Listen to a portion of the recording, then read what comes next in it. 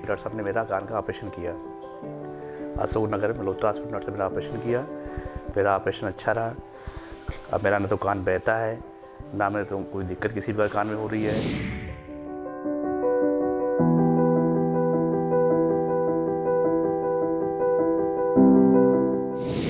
कि शुरुआत से ही मेरी रुचि मरीजों की सेवा करने में, मरीजों का दुख दर्द दूर करने में थी। हाँ, डॉक्टर साहब के ऑपरेशन से बिल्कुल संतुष्ट हैं। जो संक्रमण होता है वो कान में चला जाता है। अक्सर बच्चों में हम लोग देखते हैं कि जाड़े के समय में कान का दर्द होने लगता है और वही कुछ दिन बाद कान से पानी, मवाद ये सब आने लगता है। देखिए, ये जो कोरोना चल रहा है, आप सभी लोग जानते होंगे, इसका मेन जो एंट्रेंस होता है वो नाक के थ्रू ही होता है। रेस्पिरेशन के थ्रू, नाक के थ्रू ही वायरस अंदर जाता है या स्किन के थ्रू जाता है। स्किन के थ्रू तो डायरेक्ट नहीं जाता, लेकिन हाथ के, जैसे अगर हाथ किसी का टच करते हैं तो उससे भी नाक के थ्रू ही जाता है या मुंह के थ्रू ही जाता है। नमस्कार, मैं अभिषेक पांडे, आपके अपने कार्यक्रम आपका डॉक्टर आपके घर में। आज की इस कड़ी में हम रूबरू हैं शहर के मशहूर नाक कान गला रोग विशेषज्ञ डॉक्टर रोहित मिश्रा जी के साथ। बहुत बहुत स्वागत है डॉक्टर साहब आपका। डॉक्टर साहब, आप कानपुर शहर से हैं और आपकी पूरी स्कूलिंग थ्रू आउट कानपुर से ही हुई है, जहाँ तक मुझे जानकारी है। तो बड़ा व्यक्तिगत सा प्रश्न है कि बचपन से ही आपके अंदर ये आर्ट्स मतलब साइंस जो विषय है उसके प्रति रुचि थी या दूसरे विषयों के प्रति ज़्यादा रुचि थी? हम सबका होता है बचपन में। देखिए, मेरा जन्म कानपुर नगर में ही हुआ है और स्कूलिंग भी, जैसा कि अभिषेक भाई ने बताया, कि कानपुर में ही हुई है। शुरुआत के 5वीं क्लास तक मैं श्री सनातन धर्म सरस्वती शिशु मंदिर है, वहाँ पर पढ़ा और 5th to 10th RK mission school में पढ़ा। उसके बाद पंडित दीनदयाल में पढ़ा। इंटरमीडिएट के बाद मैंने मेडिकल की तैयारी की। हाँ, मैं एक बात बता देना चाहता हूँ कि शुरुआत से ही मेरी रुचि मरीजों की सेवा करने में, मरीजों का दुख दर्द दूर करने में थी। तो मैं शुरुआत से ही चिकित्सक बनना चाहता था, इसमें कोई कन्फ्यूजन नहीं था। और उसके बाद मैंने तैयारी करके इलाहाबाद मेडिकल कॉलेज से MBBS किया और तत्पश्चात मेरठ मेडिकल कॉलेज से मैंने पोस्ट ग्रेजुएशन इन ENT की, DLO जिसको कहते हैं, वो मैंने पास किया। उसके बाद से प्रैक्टिस में, यही मेरी जर्नी है। डॉक्टर साहब, सर्दी का मौसम शुरू होते ही हमें नाक कान गले की समस्याएं उभरना शुरू हो जाती हैं। जैसे कि आप देख ही रहे हैं, आजकल सर्दी का मौसम चल रहा है। तो आपके ख्याल से मतलब किस तरह की सावधानी हम लोग को इस दौरान बरतनी चाहिए? देखिए, सर्दी का सीज़न जब आता है तो स्मॉग बनने लगता है, फॉगिंग होने लगती है, स्मॉग होने लगता है। वो स्मॉग जब नाक में जाता है तो ज़ुकाम की समस्या काफ़ी आम हो जाती है, छींके आना, नाक से पानी आना। कई बार ये नाक का जो संक्रमण होता है वो कान में चला जाता है। अक्सर बच्चों में हम लोग देखते हैं कि जाड़े के समय में कान का दर्द होने लगता है और वही कुछ दिन बाद कान से पानी, मवाद ये सब आने लगता है। तो हमें ख़ास तौर पर जाड़े में ठंड से काफ़ी बचाव रखना है, अपना नाक कान वगैरह ढक कर रखें, ख़ासतौर पर बच्चों में, कि उनको जुकाम से ही बचाना है।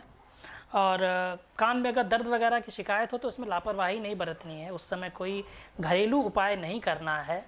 डायरेक्ट आपको कान के डॉक्टरों को, किसी भी डॉक्टर को आप दिखा सकते हैं, जिससे कि समस्या आगे ना बढ़ने पाए या मवाद वगैरह ना आने पाए। इसी में डॉक्टर साहब, कान के बच्चों के दर्द की आपने बात की। हमारी माताएं कुछ घरों में जो कड़वा तेल है उसको बच्चों के कान में डालती हैं, तो इससे क्या फ़ायदे हैं या नुकसान है इसके? हाँ, देखिए, ये क्वेश्चन आपका बहुत भी इम्पोर्टेंट क्वेश्चन है, क्योंकि हम लोग अक्सर देखते हैं हमारी माताएं बहनें बच्चों के कान में तेल डालती रहती हैं और हमारा पुराना रिवाज रहा है कान में तेल डालने का। लेकिन ये चीज़ मैं बता दूं, कान के लिए बिल्कुल भी अच्छी नहीं है। कान के तेल डालने से अधिकतर कान में संक्रमण की स्थिति पैदा हो जाती है, जिससे कान में फंगस होना, जिसको फफूंदी कहते हैं, हिंदी फफूंदी हो जाती है। कई बार तो कान के पर्दे में छेद तक होने की संभावना होती है, जिससे कान में मवाद आता है। इसलिए मैं अपने सभी दर्शकों से कहना चाहूँगा, माताओं और बहनों से कहना चाहूँगा कि कभी भी बच्चों के कान में तेल नहीं डालें, चाहे कितना शुद्ध हो, चाहे कितना अच्छा हो, कोई भी तेल हो, किसी तरह का कोई तेल नहीं डालना है। बच्चों के कान को हमेशा पानी से बचाना है। मैं ये हमेशा अपने दर्शकों को कहना चाहूँगा। बिल्कुल। और खान पान में डॉक्टर साहब क्या हमें सावधानियां बरतनी चाहिए इस मौसम में? देखिए, ये जो मौसम ठंड का होता है उसमें अक्सर ज़ुकाम, एक्यूट ओटाइटिस मीडिया जिसे कहते हैं, कान में दर्द, उसकी संभावना रहती है। तो हमें ठंडी और खट्टी चीज़ें हैं इन सब का बचाव करना चाहिए, इन सब से दूर रहना चाहिए, इनको कम से कम इनको सेवन करना चाहिए।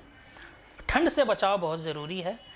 अच्छा, और इस समय हम लोग को मास्क लगा के भी रहना चाहिए, जिससे कि पोल्यूशन के जो कण हैं वो नाक के रास्ते हम लोग के शरीर में ना जाने पाए। अच्छा, गले के लिए मैं एक चीज़ कहना चाहता हूँ कि गले के लिए मिर्च मसालेदार काफ़ी ज़्यादा और तली भुनी चीज़ें, इन सब का परहेज करना चाहिए। इससे हम बचे रह सकते हैं बीमारियों से। जी, बहुत सारी आपने सावधानियां बताई हमारे दर्शकों को। और आपसे ये जानना चाहेंगे कि जो ये संकट का काल चल रहा है, ये कोरोना काल चल रहा है, ऐसे समय में क्या हमें कुछ अतिरिक्त सावधानियां बरतनी चाहिए नाक, कान और गले के प्रति, जिससे हम इस स्पेशली कोरोना को हम मात दे सकें? देखिए, ये जो कोरोना चल रहा है, आप सभी लोग जानते होंगे, इसका मेन जो एंट्रेंस होता है वो नाक के थ्रू ही होता है। रेस्पिरेशन के थ्रू, नाक के थ्रू ही वायरस अंदर जाता है, या स्किन के थ्रू जाता है। स्किन के थ्रू तो डायरेक्ट नहीं जाता है, लेकिन हाथ के, जैसे अगर हाथ किसी का टच करते हैं तो उससे भी नाक के थ्रू ही जाता है या मुंह के थ्रू ही जाता है। इससे बचने का सबसे अच्छा उपाय यही है कि हम लोग हाथों को बार बार धोते रहें 20 सेकंड के लिए कम से कम। और दूसरा, नाक के लिए हम लोग मास्क लगा रहे हैं, जिससे जो वायरस है वो नाक के अंदर से हम लोगों के बॉडी में प्रवेश ना करने पाए। तो इससे 2 फायदे हैं। नंबर 1 तो हम लोग कोरोना से बचे रहेंगे, और दूसरा, जो एलर्जी की समस्याएं हैं, जो पॉलेंस होते हैं या जो स्मॉग के कण होते हैं, वो भी अंदर हम लोग की बॉडी में जाने से रुक जाएंगे। इससे हम लोग कई सारी बीमारियों से बचे रहेंगे। डॉक्टर साहब, ये छोटे बच्चों में एक समस्या आती है कान बहने की, और किस तरह से ये है, चूँकि बहुत छोटे बच्चों में भी ये समस्या देखने में आती है, तो ये समस्या क्या कारण है इसका, और इसका निदान क्या है, उपचार क्या है, वो आपसे जानना चाहेंगे। देखिए, कान बहना एक ENT की बहुत ही कॉमन समस्या है, और अधिकतर मरीजों में इसकी शुरुआत बचपन से ही हो जाती है। कई बार तो इसके जेनेटिक कारण भी होते हैं, लेकिन जो अधिकतर कारण हम लोगों को देखने में आता है वो एक तो ये, कई बार हमारी माताएं बहनें बच्चों को लिटा कर दूध पिलाती हैं। लिटा कर दूध पिलाने की वजह से कई बार दूध यूस्टेशियन ट्यूब के थ्रू, यूस्टेशियन ट्यूब एक ट्यूब होती है जो नाक के पीछे के रास्ते से कान तक जाती है, उसकी वजह से इन्फेक्शन कान तक पहुंच जाता है और संक्रमण हो जाता है। दूसरा, कई बार माताएं बहनें तेल डालती हैं, तेल डालने की वजह से इन्फेक्शन, फंगस, ओटोमाइकोसिस जिसको कहते हैं या फफूंदी कहते हैं, वो हो जाता है, उससे भी कान के पर्दे में छेद हो सकता है। तीसरा एक प्रमुख कारण होता है जुकाम की वजह से। बच्चे में अगर जुकाम हुआ तो जुकाम का संक्रमण यूस्टेशियन ट्यूब के थ्रू कान में जाता है, कान का पर्दा फाड़ के पानी और फिर मवाद ये चालू हो जाता है। अगर समय रहते इसका प्रॉपर इलाज दवाओं के द्वारा न किया गया तो ये बाद में CSOM में परिवर्तित हो जाता है, मतलब क्रोनिक सपरेटिव ओटाइटिस मीडिया। वो सालों साल तक मवाद बीच बीच में आता रहता है, कभी कभी दवा देते हैं तो बंद हो जाता है। अगर बड़े में ये होता है और लंबे समय तक होता है तो इसमें ऑपरेशन की ज़रूरत पड़ती है। इस ऑपरेशन के द्वारा हम लोग जो अंदर की हड्डियां गल चुकी होती हैं उनको हम लोग निकाल देते हैं और नया पर्दा लगा देते हैं, जिससे कि मरीज का मवाद की समस्या बिल्कुल ठीक हो जाती है, और साथ ही जो सुनाई की समस्या है वो भी ठीक हो जाती है। इसमें मैं यही कहना चाहूँगा कि बच्चों में माताएं बहनें हमेशा ही बच्चों को जब भी दूध पिलाएं तो लिटा कर नहीं पिलाना है, कम से कम 45 डिग्री के एंगल पर दूध पिलाना है। दूसरा, बच्चे को दूध पिलाने के बाद उनको डकार ज़रूर दिलानी है। तीसरा, बच्चों के कान में कभी भी तेल वगैरह नहीं डालना है, ठंड से उनको बचाना है। जब भी अगर ज़ुकाम होता है तो ज़ुकाम का इलाज करवाना है। बड़ों में इसी तरह अगर कान के पर्दे में छेद है तो उनको हमेशा अपने कान को पानी से बचाना है, पानी ना जाए, और समय रहते उसका ऑपरेशन के द्वारा इलाज करवा लें तो सबसे बेहतर है। उनकी बीमारी भी ख़त्म हो जाती है और साथ में उनकी सुनाई की जो समस्या है वो भी दूर हो जाती है, बढ़िया से वो सुनने लगते हैं। तो डॉक्टर साहब, जैसे कि आपने अभी बताया इसका इलाज भी बड़ा महंगा, अभी एक बार पहले भी मैंने आपसे इस बारे में बात की, तो फिर से वही प्रश्न हमारा कि एक गरीब आदमी जो है वो किस तरह से इस सुविधा का लाभ उठा सकता है, और क्या उसके लिए आपके पास?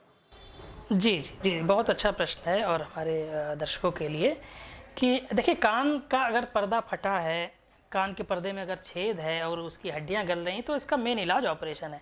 लेकिन कई बार हमारे समाज के जो गरीब वर्ग के लोग हैं वो खर्चे की वजह से इसका वहन नहीं कर पाते हैं, तो इसके लिए भी हम लोगों के पास उपाय हैं। हम लोग क्या करते हैं, अपनी क्लिनिक की तरफ से कैंप्स वगैरह लगाते रहते हैं। हमारे ग्रामीण अंचल क्षेत्र में, कानपुर और आसपास के ज़िलों में हम लोग निःशुल्क कैंप लगाते हैं और उसमें मरीजों को हम लोग सुझाव देते हैं, दवाएं वगैरह भी उनको बताते हैं, साथ में ऑपरेशन के लिए तैयार करते हैं। और यदि अगर मरीज़ गरीब है तो उसमें आयुष्मान भारत की जो सुविधा है, अगर किसी मरीज़ का आयुष्मान भारत कार्ड बना हुआ है तो हम लोग उसका निःशुल्क ऑपरेशन करते हैं, उसका कोई चार्ज नहीं लेते हैं। इस तरह उनका हम लोग ऑपरेशन कर देते हैं। डॉक्टर साहब, एक प्रश्न था मन में, आपसे जानना था। ये जो बचपन से गूंगे बहरे लोग हैं, जो इस तरह के लोग हैं, तो उनके लिए क्या अब ईएनटी के क्षेत्र में कुछ नई संभावनाएं जागी हैं? उनके मतलब जो वो जीवन जिस तरह का जी रहे हैं उसमें कोई आशा की किरण ऐसी अब दिखती हो? ज़माने में गूंगा बहरा होना एक अभिशाप था, और जो भी बच्चे गूंगे बहरे होते थे वो बेचारे अपना जीवन ऐसे ही काट देते थे। गूंगे बहरे बच्चों के लिए स्पेशल स्कूल खोले जाते थे, आप लोगों को पता ही होगा, गूंगा बहरा स्कूल कानपुर में काफ़ी फेमस है। वो लोग जीवन भर ऐसे गूंगे बहरे रह जाते थे। लेकिन अब विज्ञान ने काफ़ी तरक्की कर ली है, ईएनटी ने तो काफ़ी तरक्की की इस बारे में। और एक सर्जरी होती है जिसको कहते हैं कॉक्लियर इम्प्लांट सर्जरी। इसमें एक इम्प्लांट होता है जिसको कान के अंदर की हड्डी में हम लोग फिक्स कर देते हैं। वो ऑपरेशन के बाद फिर बच्चा उस मशीन के द्वारा सुनने लगता है, फिर उसकी थेरेपी होती है जिसके बाद में वो बोलने भी लगता है।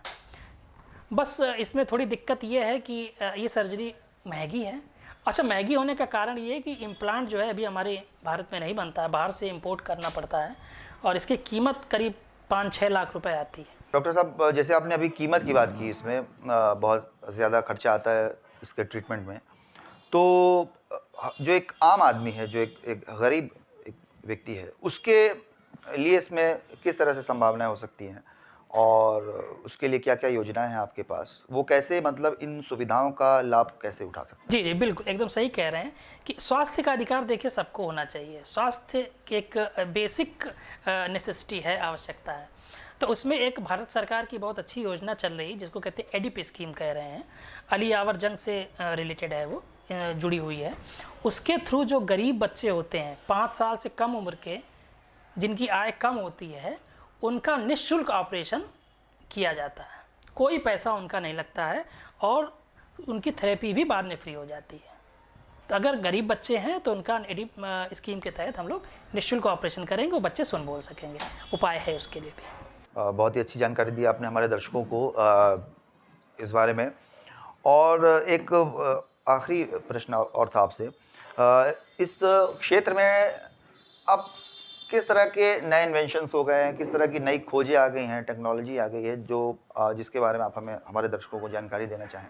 देखिए, नाक कान गले की बीमारियों से संबंधित जो इलाज है और जांचें हैं, उसमें क्रांतिकारी परिवर्तन आया है। पहले उतनी मशीनें नहीं हुआ करती थी, सारे ओपन सर्जरी हुआ करती थी। लेकिन अब दूरबीन विधि आ गई है, दूरबीन आ गई हैं, एंडोस्कोप जिनको हम कहते हैं। एंडोस्कोप के द्वारा हम लोग नाक कान एवं गले की जो अंदरूनी बीमारियां हैं उनका पता लगा सकते हैं। नाक कान गले के जो कैंसर है उनका हम पता जल्द से जल्द लगा सकते हैं। और अब नाक की सर्जरी और कान की सर्जरी भी दूरबीन के माध्यम से हम लोग करते हैं, जिसमें चीरा टाका नहीं आता है और अंदर अंदर ऑपरेशन हो जाता है। हीलिंग अच्छी होती है, ब्लीडिंग कम होती है। ठीक उसी तरह कान के ऑपरेशन में भी माइक्रोस्कोप आ गए हैं जिनसे प्रिसाइज मैटर में काम होता है। बहुत अच्छे ऑपरेशन होते हैं जिनके रिज़ल्ट इम्प्रूव्ड हो गए हैं। तो काफ़ी ज़्यादा नई चीज़ें आ गई हैं, तो और सेफ़ ऑपरेशन हो गए हैं और सफलता के चांसेस भी ज़्यादा हो गए हैं। तो दर्शकों से विदा लेने का समय आ गया, लेकिन चलने से पहले डॉक्टर साहब, हमारे दर्शकों के लिए, हमारे व्यूअर्स के लिए, लगातार जो नए व्यूअर्स जुड़ रहे हैं हमारे साथ, उनके लिए आपका कोई संदेश एक? स्वस्थ रहें, सुरक्षित रहें। धन्यवाद। डॉक्टर साहब, बहुत सारी जानकारियाँ आपसे आज आपके माध्यम से हमारे दर्शकों को मिली, और उम्मीद करते हैं कि हमारे दर्शकों के लिए ये बहुत काम की जानकारियाँ होंगी। और बहुत सारे प्रश्न अभी बाकी रह गए आपसे करने के लिए, और समय का अभाव है, दर्शकों को बता दें हम तो। ऐसा नहीं है कि आज की ये मुलाकात हमारी यहीं समाप्त होती है, बल्कि डॉक्टर साहब के साथ हम अगला सेशन भी करेंगे जिसमें होंगे आपके सवाल, और कुछ और ऐसी बहुत सारी अच्छी जानकारियाँ, अच्छी बातें जो आपको लाभ देंगे। तो डॉक्टर साहब, आज के लिए आपसे विदा लेते हैं। अपना समय देने के लिए बहुत बहुत धन्यवाद।